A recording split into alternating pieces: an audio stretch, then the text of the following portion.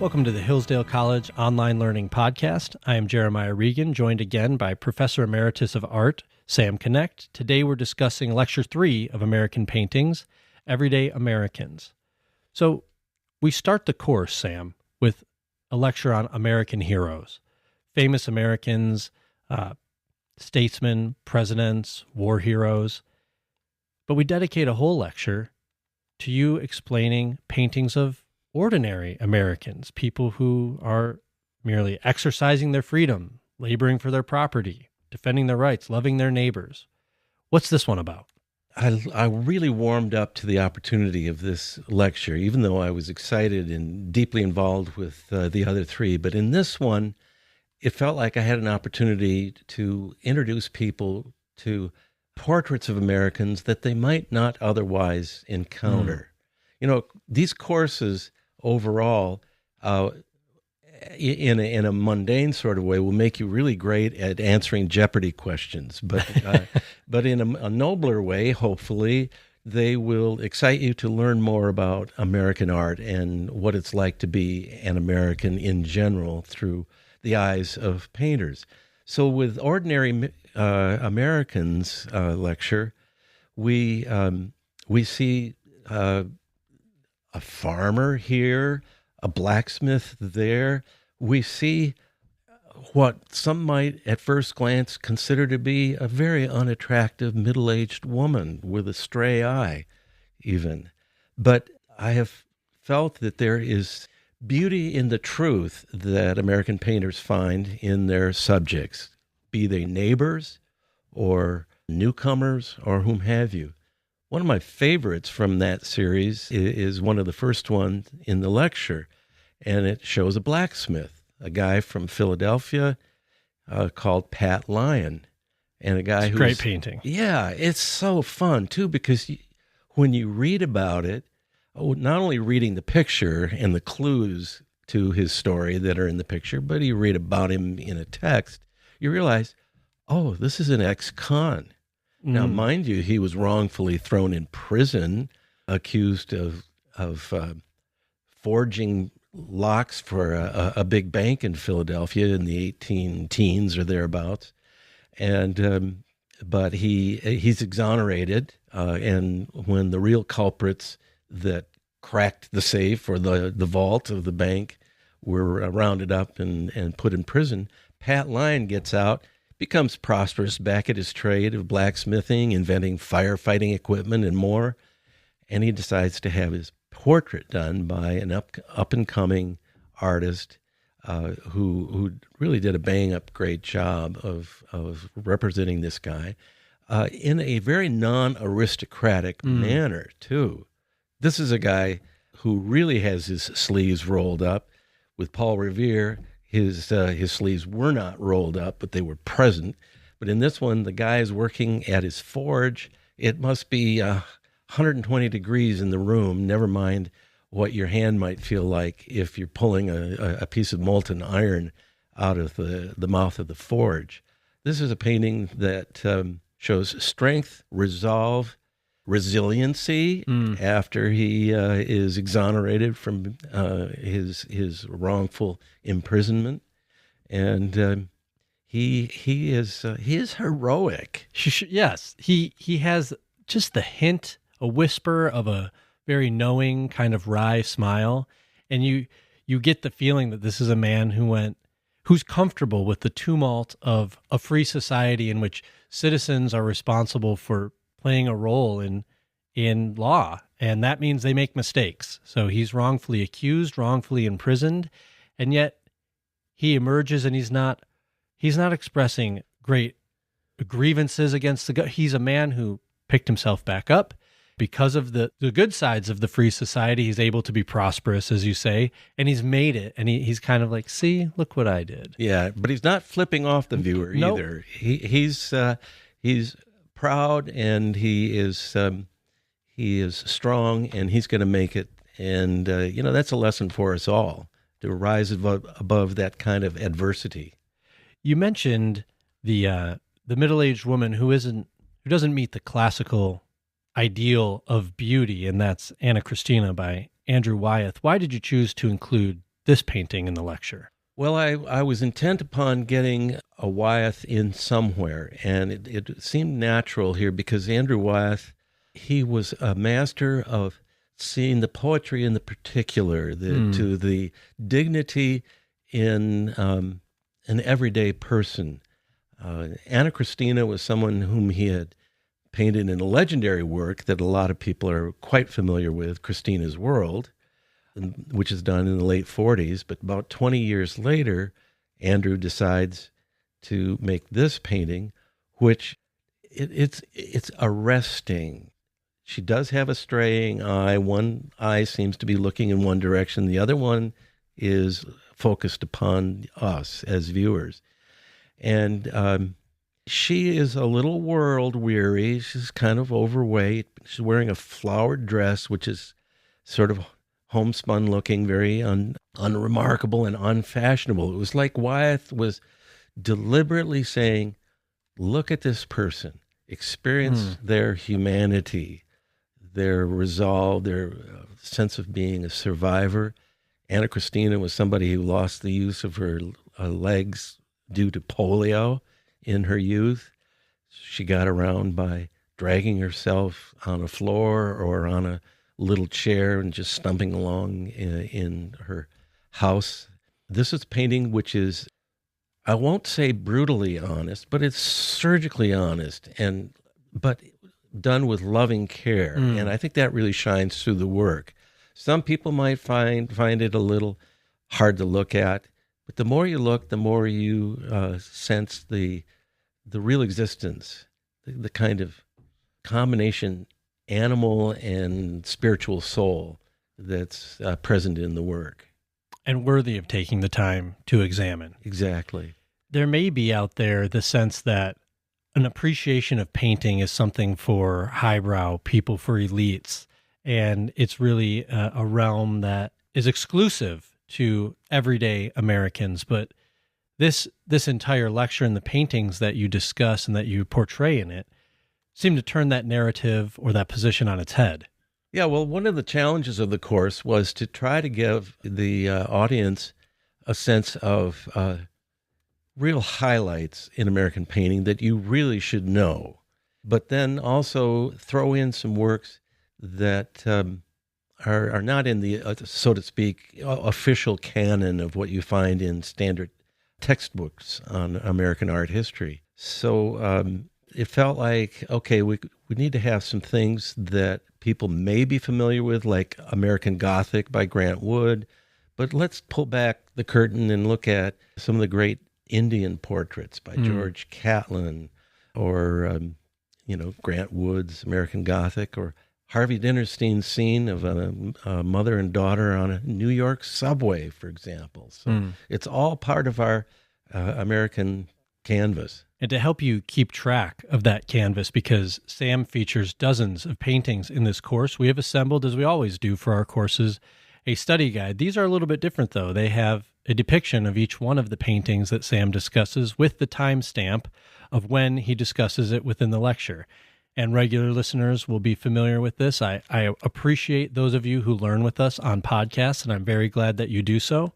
Occasionally, I'll say you really need to watch this one, and that's true. You really need to watch this one and access the supplemental materials like the study guides. So to enroll in American Paintings, go to hillsdale.edu/course and create a free account, or log in if you have one already, and put your eyes on these beautiful paintings. That's hillsdale.edu/course. Sam, thanks so much for joining us again. Thank you, Jeremiah. Now let's turn to Lecture 3 of American Paintings, Everyday Americans.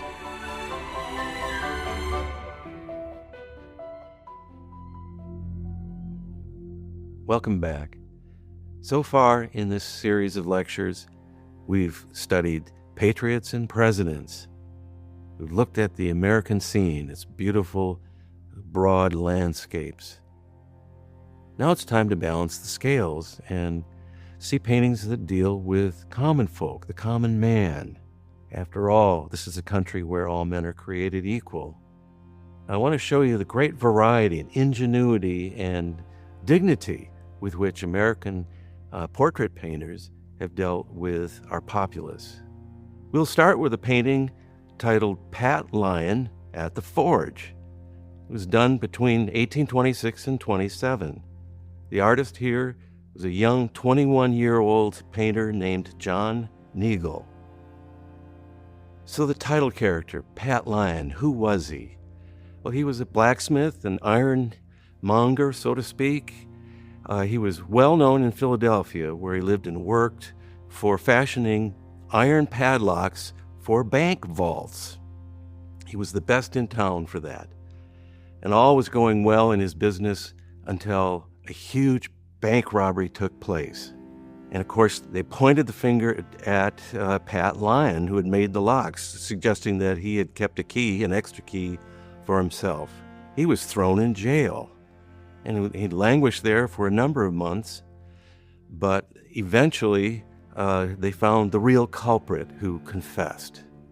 So Pat Lyon was set free, but he lived going forward with a grudge toward powerful people, toward wealthy types that had seemed to conspire to put him into jail. So as his career resumed and he was redeemed, he became an inventor, getting patents for building iron machines for portable firefighting equipment, some of the best at the time.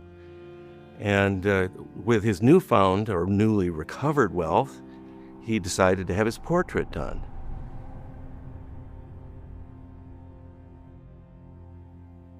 Let's take a closer look at Pat Lyon now.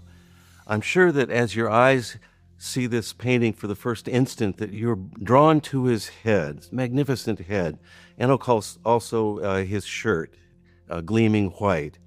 But let's start with his head. This is an amazing likeness of an amazing man. He is proud. He looks at you straight in the eye. And notice the level of his head compared to where you are. He's looking down on you ever so slightly. I think the artist took a little lower vantage point, which makes the figure look even taller and more impressive as a result. The lighting here is so strong that it creates definite shadows, deepening shadows that model the sculptural forms of his face, eye sockets, nose, the planes around the mouth, and so on. As his head turns into shadow, you'll notice that the deepness of those shadows is strategically where its border is concerned. From light into shadow occurs so that the shadowing is a very narrow, almost like 10% or 20% of the face, but that's enough in its deep tones to sufficiently make this head look three-dimensional. The lower part of the face projects nicely due to the shadow cast by his chin and jaw. And notice the border of the shadow is very soft, but the tone changes are sufficient. But in other words, this artist is using a lot of blending as well as crisp definition of features, and that exchange of treatment creates a much more believable optical image than you'd ever get if you were an amateur doing paint by number. You might notice that he has long sideburns, fashion of the day. His hair is slightly tousled. After all, he's a working man, and the setup here is that we're catching him in his shop while he's at work, and he just takes a pause to look at you. Well, notice that his nose is slightly reddish, cheeks as well. Well, it doesn't mean he's a drinker. It means he's working in what you might consider a sweatshop. After all, the forge he's working in front of here has to heat iron to nearly 2,000 degrees Fahrenheit. Imagine the heat just billowing out of that forge. Anyway, back to this region. I'd like you also to notice that unlike amateurs when they try to draw a head, that John Knecht here has delicately softened the outlines of the head so that we're kept focused on his eyes in the forward areas of his face, while the perimeter regions just sort of melt into that dark background. It's very savvy, very wise of the artist to do that. The lighting is strong, coming from some overhead unseen light source. Doesn't matter about that, but what he does here is create this powerful spotlighting that makes the figure of Pat Lyon pop out unmistakably. Next, the shirt. A plain white shirt open at the chest. Again, it's really hot in there, so we can't blame him for being so casual. Sleeves are rolled up, and then our eye trails downward into this arm. What an arm. This is a guy who doesn't have to work out in a gym. Every day at work is a workout. Nagel describes the anatomy of the arm with great precision to the musculature. He understands those forearm muscles, the protrusion of an elbow bone, veins are standing out as well. Continuing further down to his hand, a nice relaxed grip here, but a sure and strong grip on a hammer, which itself is resting on his anvil, all a part of the tools of the trade. A few scatterings of iron rods, perhaps ready to go into the forge and be melted down. Notice that he stands firmly and erect, one hand on a hip, akimbo, as we call it. I love this little catch light of here, a light from the flames of the forge. And as we look at this region, notice how well that hand is spotlit from behind, silhouetted really by the light and red-orange flames that issue from the forge. In turn, we see smoke rising from all of this. I feel like when you look at this, you could almost smell the red-hot iron and hear the crunch of his feet on a sand and gravel-strewn floor. Feel the texture of everything, too. It's very substantial. And that's one of the magics of oil paint, that you can make areas struck with light very, very physical seeming. It's not smooth like a glossy photograph. There's almost a sculpting of paint that can occur in a canvas such as this. Now, everything around him has been toned way down. Some of the light from the forge and then the unseen light source on the figure. Now, in the painting, too, we get a little glimpse of the Walnut Street jail that Pat Lyon was incarcerated in during his fraudulent imprisonment. And so overall, the effect of this, the staging of this, which is very intentional, is Pat Lyon having his comeuppance, basically. He's not an upper-class man. He insisted with the artist that he not be treated like a gentleman, because he's not a gentleman. He's a working man, but a self-made man who has his own sense of confidence and pride because of how he has become an expert in his trade. Next, we have a self-portrait of the man who shows himself standing there. The title of this is The Artist in His Museum, painted in 1822 by someone whose work we've already seen, that is Charles Willson Peale. Now, in addition to being an illustrious painter, Peale had wide-ranging interests and an impulse to educate Americans. 40 years before this painting was made, and by the way, Peale was 81 years of age when he did this self-portrait, but decades earlier, he had started to collect natural specimens. He, together with his children, who he was training to be artists, started stuffing birds and mammals and so on and putting them on display in his Philadelphia home. As the years went forward, he invited people from the community to come and see these and learn about the strange things that were found well beyond Pennsylvania in new areas of the Ohio Territory and so on. By 1802, the collection had grown so large that he needed to find a real venue for it. The second floor of Independence Hall. Imagine that. I've been to that second floor. It's a long and spacious area of the building. Peale set up shop there, and together with his sons and even some daughters, they continued to move specimens in, collect more, build cubicles for them that you can see in the painting, create natural habitats, paint backdrops that were appropriate to the habitat of the animals. And in the top strip, above those cubicles, you can just dimly make out some portrait paintings. Peale had been fond of painting the heads of famous Americans, presidents, patriots, business leaders, and so on. And so he was creating a static zoo by all these stuffed specimens and the painted portraits of famous Americans. One of the highlights of this collection was a fully constructed mastodon skeleton. It's dimly visible behind the curtain to our right as we look past Wilson Peale. Now, what about Peale himself?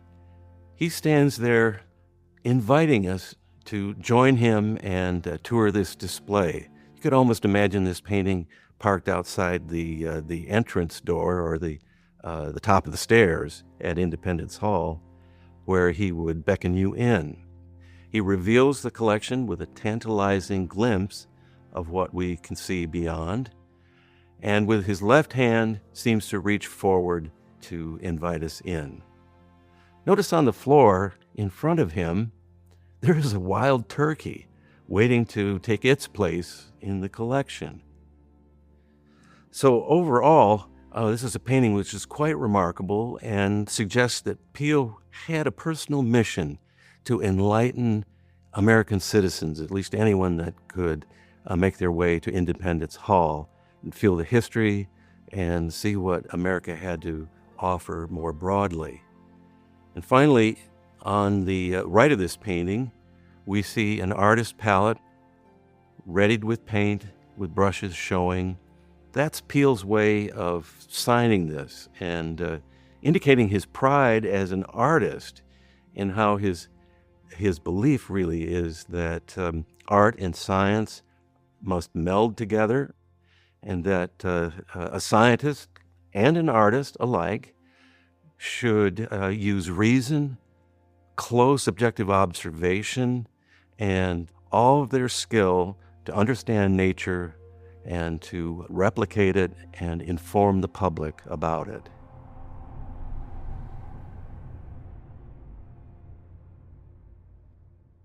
Now I want to show you how an artist who works in oil goes about setting up his palette, doing some paint mixing to get ready to begin a portrait. And for this, I'm going to use 4 colors, a white, a tan that's called yellow ochre, then a brilliant red, cadmium red medium, and finally black, ivory black. Those 4 colors make up something that's called the Zorn palette, named after a Norwegian artist. So let's begin. I'm going to squeeze out a generous amount of white. Interestingly enough, that's why I have such a big tube. That's the thing that we use the most. I don't want to call it a color because white is not a color. It's the absence of color. But we're certainly going to add plenty of color to it in these paint mixtures. Get those lined up. I like to place them not exactly rainbow fashion, but from light to dark. We'll end with the black over here. And I just noticed that the black is a little squishier than the other colors. That's quite normal. Not every color is the same viscosity coming out of the tube.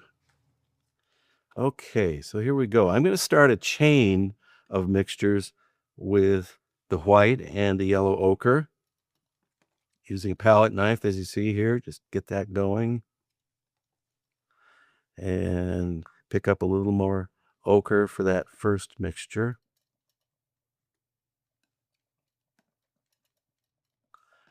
And then going down the line, I'll add more white increasingly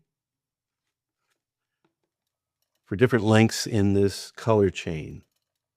And they end with one that I don't need a lot of, but if there was the need for a bright white highlight, can't make it pure white. It needs to be mellowed somewhat with color. Next, my red chain. And now I'm going to take and actually mix a hybrid of the ochre and this cadmium red. Be a little more ochre. Always a kind of a balancing act to determine how much color is in the mix.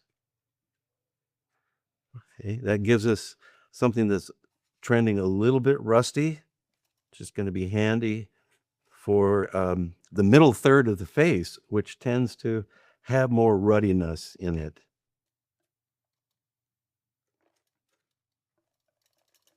Sometimes I like to think of the mixtures for flesh tone involving dirt and blood. The dirt from the earth's colors like ochre, and of course the blood from the cadmium red. Going to get another little amount of that going here, and now tip in a little black. And in so doing, I can start to get a kind of a Hershey's chocolate brown.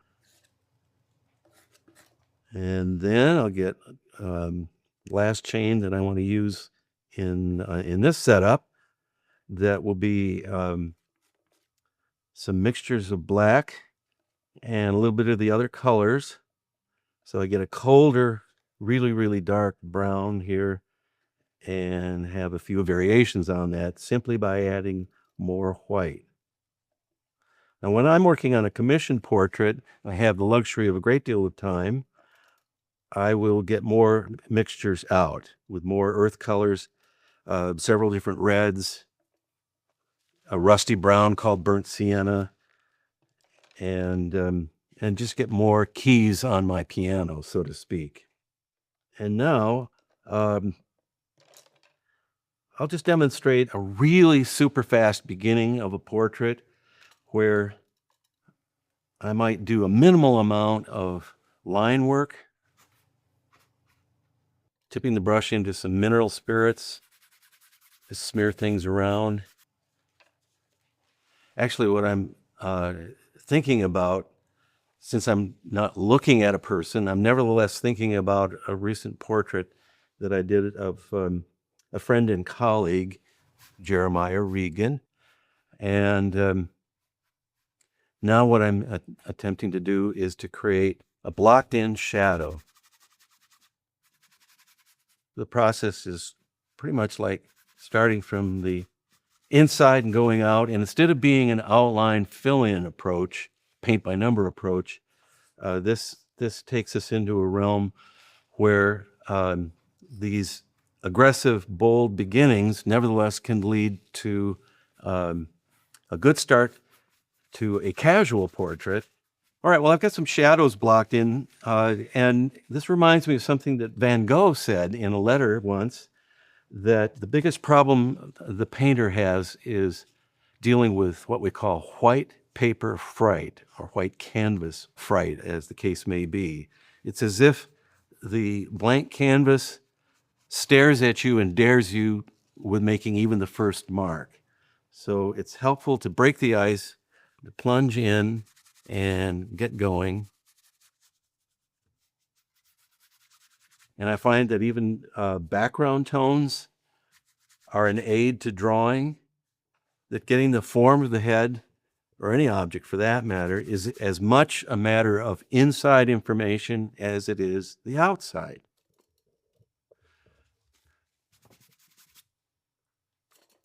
Just using a little paint thinner to do what we call washes. Get that behind the head to continue the background. Okay, so now just going to test a few things here and start working in areas of light.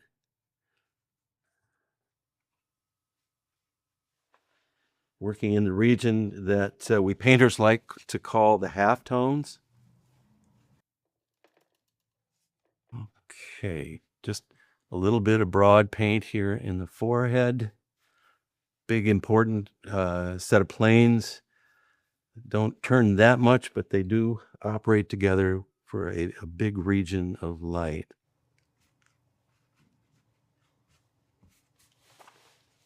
So it becomes, in essence, a kind of dark to light procedure.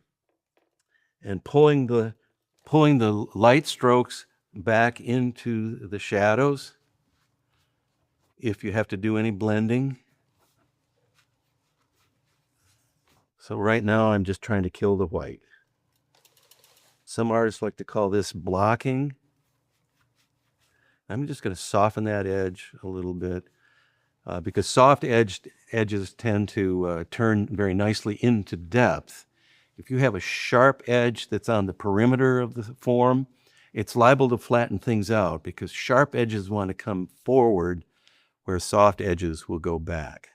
An artist such as John Singer Sargent, if he were here, I believe that he'd be tempted to say that the features of the face are like spots on an apple, that they are not the apple. You've got to build the apple first, the big shapes and forms, before proceeding to the smaller details.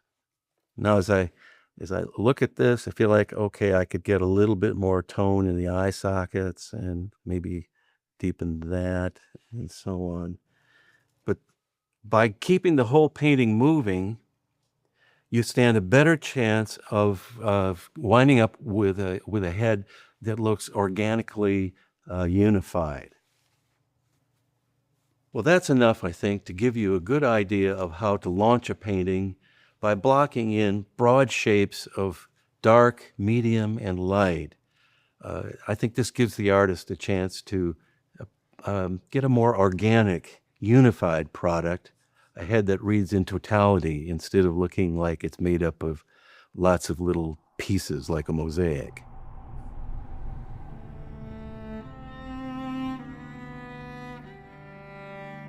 Well, Charles Willson Peale was not alone in his impulse as an artist to educate the public, to make them aware of aspects of America they might not ever see otherwise. That brings us to our next artist, who is George Catlin. You see an Indian from the Great Plains region, and we know his name from Catlin's artist notes. This is Buffalo Bull's Back Fat, painted in 1832. Well, who is this character? He is probably a Blackfoot chieftain and painted from life. What you should know about George Catlin is that he himself, as a young man, felt a mission to go west and follow the path forged earlier by Lewis and Clark. Catlin visited many tribes, trekking over 2,000 miles once he had made 5 different journeys out west. He always took his paints and brushes along and did scores of small portraits of Indians, men and women alike, painting them from life and somehow getting them to pose and hold still for the time that it took a portrait to be painted. Now, looking at the face of Buffalo Bull, notice the red paint on the chin and jaw of Buffalo Bull. Where does that come from? Because bright red colors that we can work with as painters nowadays were not available back then. However, there was a kind of rusty reddish clay that Indians could use for some red makeup, such as we see here. We don't know if this was considered war paint. I have a feeling it was more of a ceremonial thing because he's completely decked out. Now, looking further down into the shoulder and chest region of Buffalo Bull, we see a lot of decoration here. There's this concentric circle medallion on his chest, and there are little feathers attached just above it. The light and dark circular shapes are the result of taking porcupine quills, flattening them, and then stitching them into place in a decoration. It was called quilling. More quilling is shown on his shoulders, where the sleeves meet the broad garment of his body. And incidentally, the garment was not woven, but rather deerskin. And then what about that object that slants across his chest? That is a very long pipe whose shaft has been likewise decorated with quilling. So imagine hundreds of paintings like this, as well as paintings of Indian villages, their bark lodges, as well as their teepees. All of this that Kaplan had done with the idea of creating a gallery. He even took all of this to Europe in a kind of a traveling show. You could certainly think of this as a forerunner to Buffalo Bill's a Wild West show, but done decades earlier.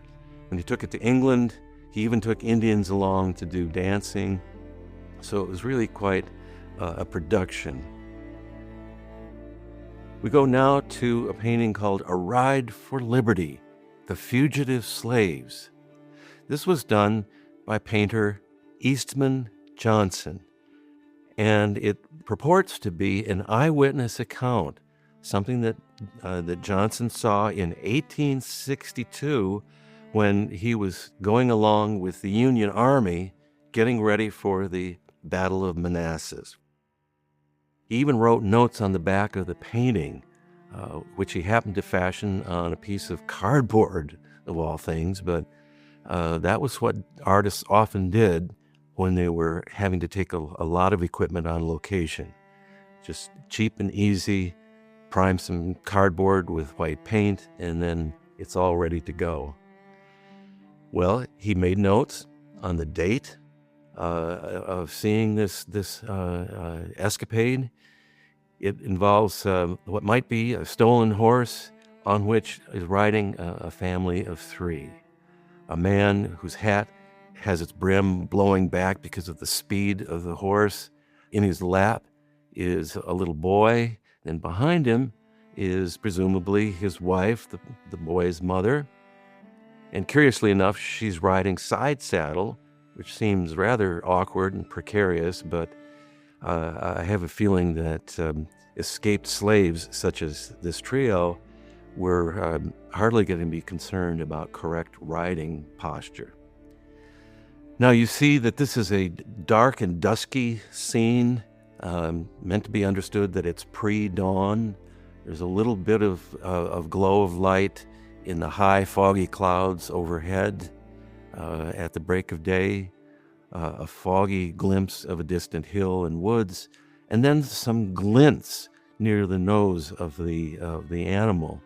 Are those campfires, or are they flames issuing from cannons or rifles? We don't know, but it's a painting that gives us a startling glimpse of something that was seen before all the chaos and fracas of a battle began.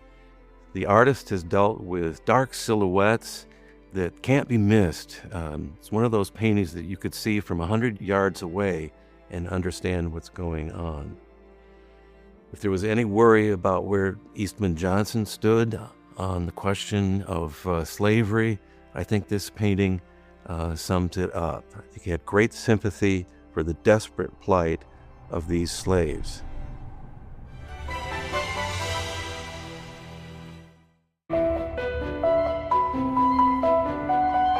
Hello, this is Jeremiah Regan, and I have some great news. We've brought Hillsdale's incredibly popular free online courses to the Hillsdale College Podcast Network. The Hillsdale College Online Courses Podcast brings you our online courses in their entirety, with courses ranging from ancient history and biblical epics to foundational political principles and the future of American citizenship. Follow the Hillsdale College Online Courses Podcast to hear new episodes every week with additional commentary and insights from our team. Go to podcast.hillsdale.edu to learn more. That's podcast.hillsdale.edu.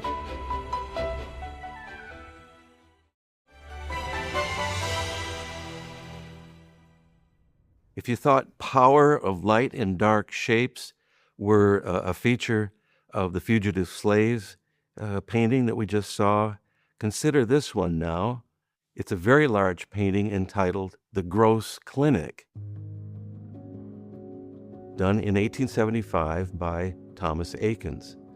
Now, don't get me wrong, the Gross Clinic, well, some like to look at this and joke that, well, it is gross because it shows in no uncertain terms a bloody operation.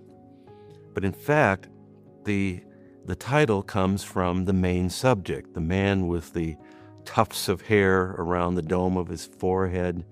This is Dr. Samuel D. Gross, an internationally renowned physician and surgeon. This is a post-Civil War period, now in the mid-1870s, and he's shown conducting an operation in the medical amphitheater of Jefferson Medical University in Philadelphia. Philadelphia happened to be the hometown of Thomas Eakins, and Eakins actually attended anatomical dissection courses taught in that very amphitheater by Samuel Gross. This episode that he witnessed, Eakins had begun his training as an art student in Philadelphia at the Pennsylvania Academy of the Fine Arts, which incidentally was America's first ever art school. And it was started by none other than Charles Willson Peale, again in his mission to educate Americans in many ways. Well, after the Pennsylvania Academy training, Eakins decided to go further and study in Paris, in the finest renowned art school there. And while he was there, he saw what the illustrious French painters were doing with big paintings, doing historical subjects, mythological subjects, and big canvases of what was happening in the Middle East.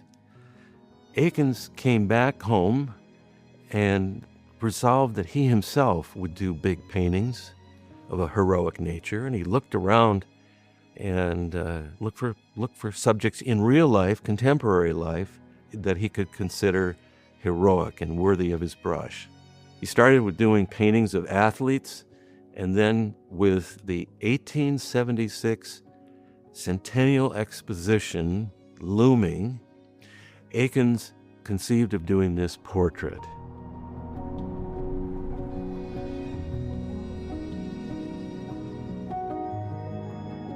Let's move in and take a closer look at The Gross Clinic by Eakins. Without a doubt, the focal point, not centered, but the focal point of this painting is the magnificent head of Dr. Samuel D. Gross. This is a cranium which is well defined with strong lighting yielding to deep shadows. Notice how his eyes are in deep shadowy eye sockets, the nose projects, and the fringe of hair around his head bristles with energy. When I see that, I'm reminded of trails of electrons in a Van de Graaff generator, just sparking around there. And all of that is handled with very quick strokes. But that activity takes nothing away from the power and resolve of his head. This lighting comes from an overhead skylight in the medical surgical amphitheater of the Jefferson Medical School. And so Eakins wisely took advantage of the quality of light and the movement of light in this painting. Of course, so much happens here in light and shadow, almost super high contrast of white versus black, to put it broadly. But notice something strange here when we look at this from present-day eyes. The men are all wearing dark suits. They're in street clothes rather than surgical whites.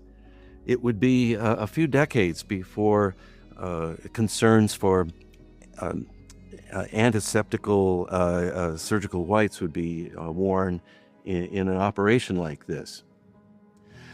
But that doesn't trouble Eakins, because he likes the dark contrast of their apparel, their dark hair, And the dark background, the amphitheater seating stacking up behind the scene that shows med students. Looking at the painting overall, we have this ensemble of figures. From Gross's head, we travel down to the unmistakable importance of his right hand.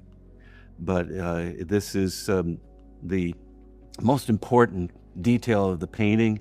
His fingers are stained with blood. It must be still wet even, and it shows up on the end of his scalpel that he has just used to make a new incision in the leg of this patient. That was a sort of accent that completely horrified some people with sensitive temperaments. But notice also, as an artistic device, it not only pops out unmistakably, but the blade of the scalpel starts to move our eyes down to this head, and inevitably we start moving around and observing this space. The heads of the surgical attendants, as their hands are busy in various procedures, like this one who holds a wad of cotton batting filled either with ether or chloroform. They were using anesthetic at this time. This may be a hard view of a person's body to understand, but take a little closer look. It is drastically foreshortened. We're actually looking at the legs and buttocks and feet of the patient. And again, this is something that is unprecedented in the history of American art, indeed world art for that matter, to have such a honest and unsparing view of an operation on a human body. Two of these assistants are holding forceps or probe that are opening a new incision in the leg right there. This procedure is all about Gross's intent to educate, to explain new procedures that he was innovating with using surgery strategically to deal with cancer situations and to avoid amputation.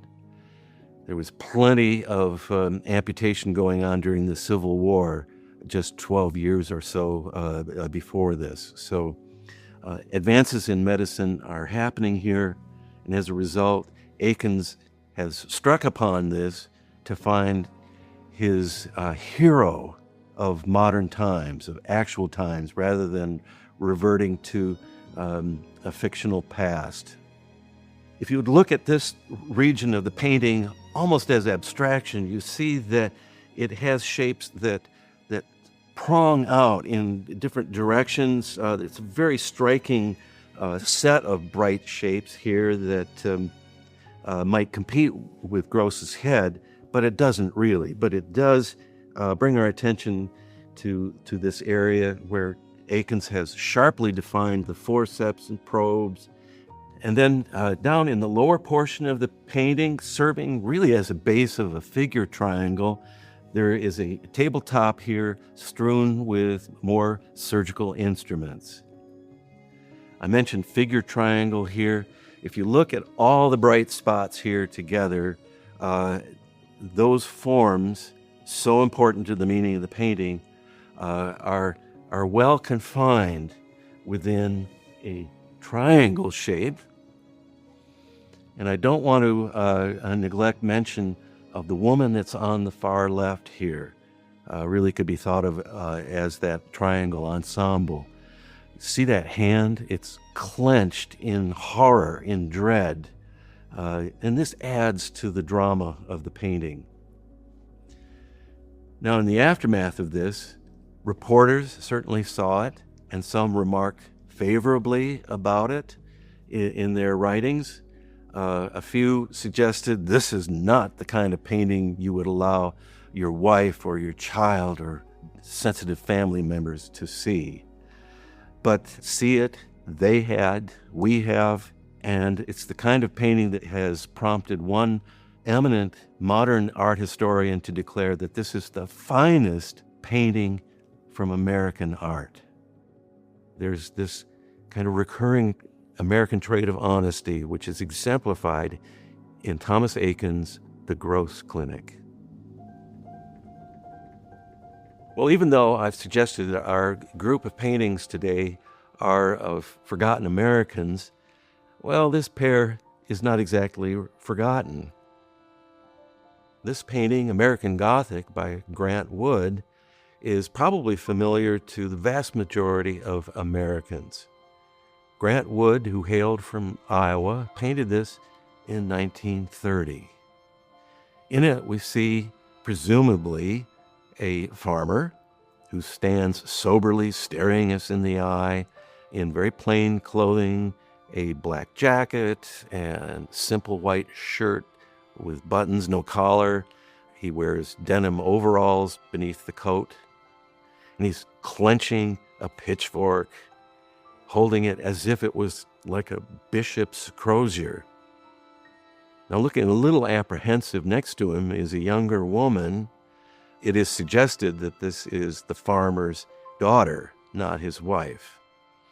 At any rate, she looks a little nervous with her eyes glancing to her left, perhaps even in deference to the taller, older father figure. The title, American Gothic, this refers to the wood farmhouse that we see in the background behind the pair.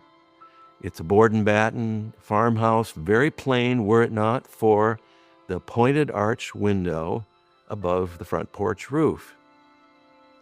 That pointed arch is stylistically the hallmark of medieval Gothic churches in Europe, but also an inspiration for a whole period of so-called Gothic revival architecture from the mid-19th century here in the States.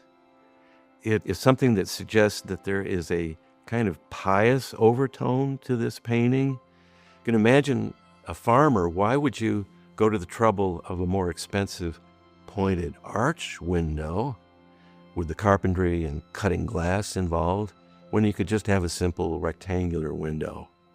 But I feel it's a quiet symbol of the sober faithfulness of this pair. Now back to the pitchfork.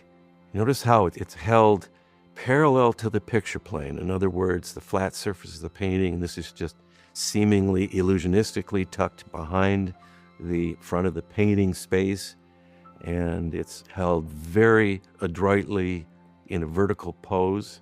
Now look to the right of that and the denim overalls of the farmer. There is a crisscross seam there, which some think, oh, that's another clever symbol of Christian faith. Make what you will of that.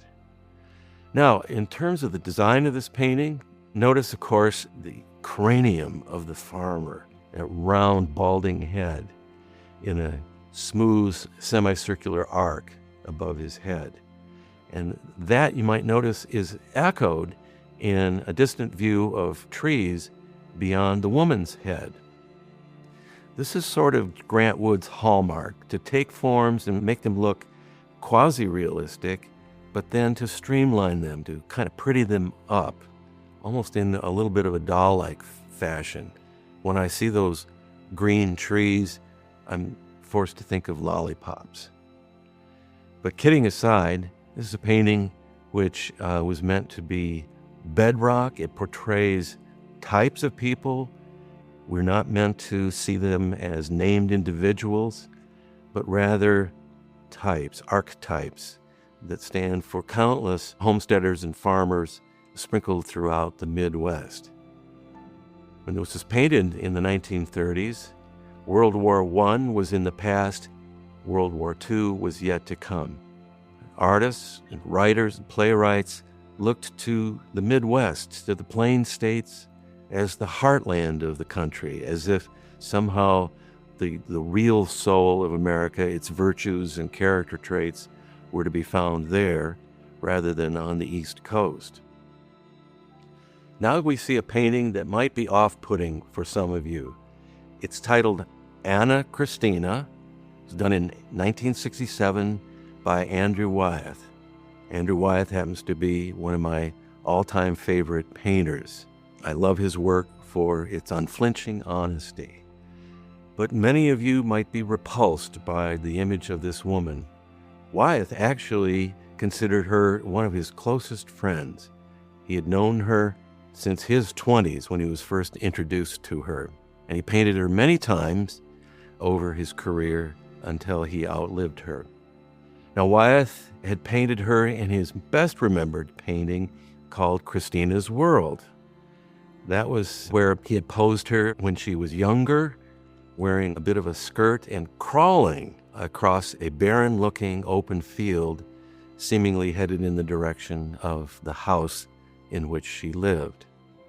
That painting happens to hang in the Museum of Modern Art. But back to Anna Christina. She apparently has a wandering eye. It's a little disconcerting when you look at the picture and feel a little bothered by that, uncomfortable. And Wyeth has deliberately, painstakingly recorded all of the facts of her scraggly hair, the wrinkles in her face, a bit of a wart on her cheekbone, sagging flesh of her neck, and a floral print blouse which has seen better days. But every little detail of the blouse, every wrinkle and shadow, every seam, every aspect of light and shadow playing across her face, the chair behind her, and the blouse are recorded with what I consider to be loving care.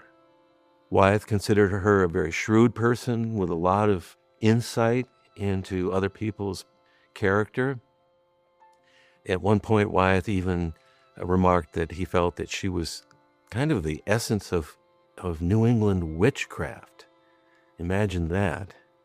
But despite those imaginative overtones, I feel that this is an arresting painting. It fascinates me in the way that the figure is posed on a slant into space, and yet she turns warily to make eye contact with us. A real gem of an American painting, and far from the glamour of the kind of painting that John Singer Sargent, whom I also admire, would produce in his portraits. Well, to balance the scales, after we've looked at two paintings of rural subjects, let's go to an urban scene now. This is a painting called Linda and Alicia, done in 1992 by Brooklyn artist Harvey Dinerstein. Dinerstein was a well-trained artist going to a high school in New York City, especially for arts and sciences. And he trained at a major art school in New York, but he elected to live his life out in Brooklyn and became an enthusiast of riding the subway, carrying along his sketchbook. And he did many paintings based on things that he observed in subway rides. I consider him a great humanitarian, looking for fascination and dignity in ordinary people that were subway riders. Here we see a scene that surprisingly is uncluttered. Normally you would expect to see a jumble of subway passengers crowding around and getting in each other's way. But in a way, as if this were kind of a final stop, we see a very quiet tableau. Mother and daughter are seated, mother glancing to her right, in a very striking profile, which suggests her ethnic character. But they make a kind of triangle of figures. Again, we see that sort of device of a triangle enclosing the major figures in the composition. In her lap rests a sleeping daughter whose arm hangs limply between the legs of her mother. It's a scene which is utterly ordinary. It might remind you of the ashcan painters and their quest to find art in everyday life. When I notice this, I feel that the dark shapes of the blacks of their jackets, as well as black in a door window and a car window off to the right, all of those give a certain contrast and punch to the picture as things that lead our eye around from one black spot to another. But then their faces also shine out and dominate the composition, especially the mother And there's this kind of linkage of bright shapes between the mother's face, her off blue blouse, and the face of the daughter. Now, color is playing a role here. It's not bright, garish color, but subdued colors, especially playing with what we painters know is a pair of complementary colors. Those are colors that are opposite each other on the color wheel. In this case, it's blue and orange. So as you scan this carefully, you see blue in the map. You see some blue shapes in the right window, blue of blue jeans and light blue of a blouse. But what about orange? Well, obviously, there's an orange seat of the car next to the pair. Very toned down orange, but it's unmistakably orange. And I feel that that big chunk of almost flat orange, as well as the gold color next to it, are counterbalanced effectively by a little cluster of bright yellow-orange flowers very close to the left edge of the painting. I think it's an interesting situation where a little accent on one side of the painting creates a relationship with and a counterbalance for a color block on the opposite side. When it's all said and done, I think this painting is one that shows great sympathy, finding dignity in these ordinary people.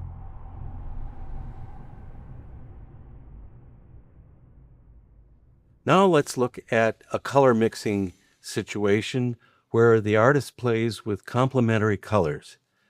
Complementaries are colors that are opposite each other on the color wheel.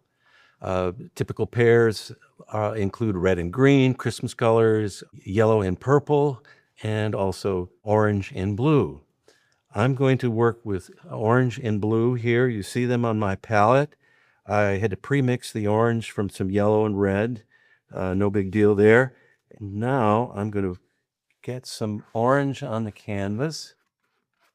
Block that on with a knife so it's nice and solid. Keep some on the palette. And now, opposite that, I'm going to put some blue. We're back to the mother load and just get that blue a little richer. And now I'm going to do some intermixtures of the orange and blue. I'm going to start with a little bit of blue added into the orange. And that starts to dirty up that orange, but I'm going to put it right next to the block of orange on the canvas. And then increasingly add blue to this. Almost as taking on a little bit of a green cast. And we'll make this fast. We'll get now a case where we started heavy on the orange, light on the blue, and now we'll wind up heavy on the blue and light on the orange. Now you can see as these go together, there is a harmony to them. It's a great kind of harmony that creates all kinds of possibilities for subtle tone shifts and beautiful relationships, which are best seen where those colors are next to each other. By now, I think you're used to a certain idea of scale that most painters of people adopt when they're doing their picture. They will put the face on a canvas pretty close to life size. But what about an artist such as the one that did this painting decides to break the rules of scale dramatically? This is a painting done by Chuck Close. It's titled Frank. Now, Chuck Close did paintings like this, copying them slavishly, meticulously from very large black and white enlargements. He just took every feature of the subject and recreated it with oil paint on the canvas. But the most striking thing here is that the head is so huge. It looks huge on your screen, but it's even more huge in real life. The canvas is something like 8 feet tall. There's that 8 feet canvas thing again. Well, imagine walking into a gallery and being confronted by this face. It's astonishing and commanding of our attention. This is part of a movement that started in the 1960s called photorealism. and it is what it says it is. It's realistic painting based on photographs. What Chuck Close would do would be to take a picture of his subject facing frontally, and there's a little bit of a tilt here, but very much a head-on view.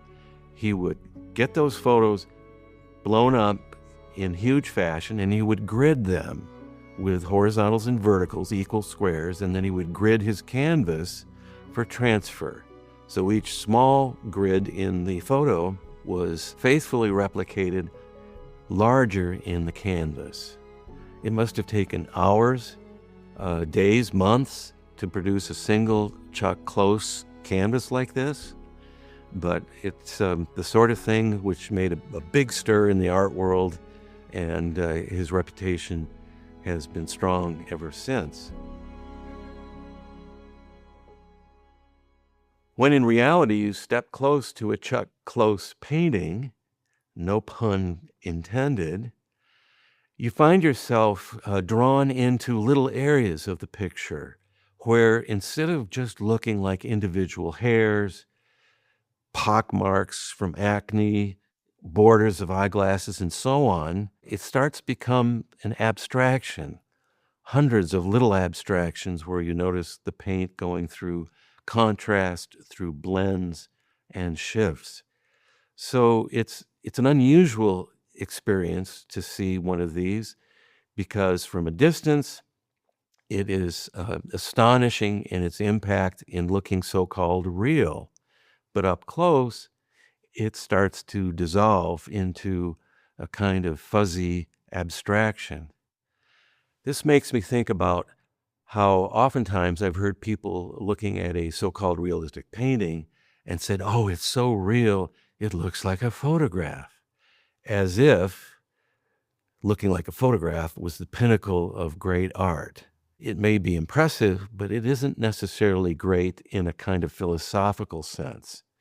And even objectively speaking, this is a kind of painting which is both sort of fictional and truthful at the same time. See what you think of it.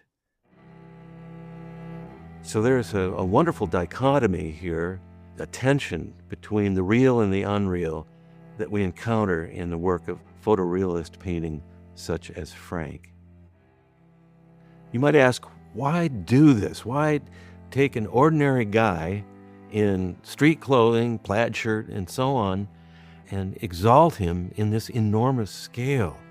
I think this, in a way, is a kind of statement of type of an American who is a citizen, who has a serious air about him, and should be taken seriously by people of all rank in society. If we were to put the portrait of Ronald Reagan next to Chuck Close's Frank, see them side by side, I think we'd be struck by the difference in their appearance, certainly their difference in position in American society, but they are linked. The paintings actually were done not too far apart in time, and it could serve as a reminder that in America, we honor our leaders, our presidents, and more. We expect them to protect the rights of individuals, and on the individual side, we have people who have their rights and who need to participate in the body politic. I think it's of immense value that artists play a part in dealing with and portraying our leaders as well as common citizens. So there's a spectrum that links us all together as Americans, and I'm happy for that.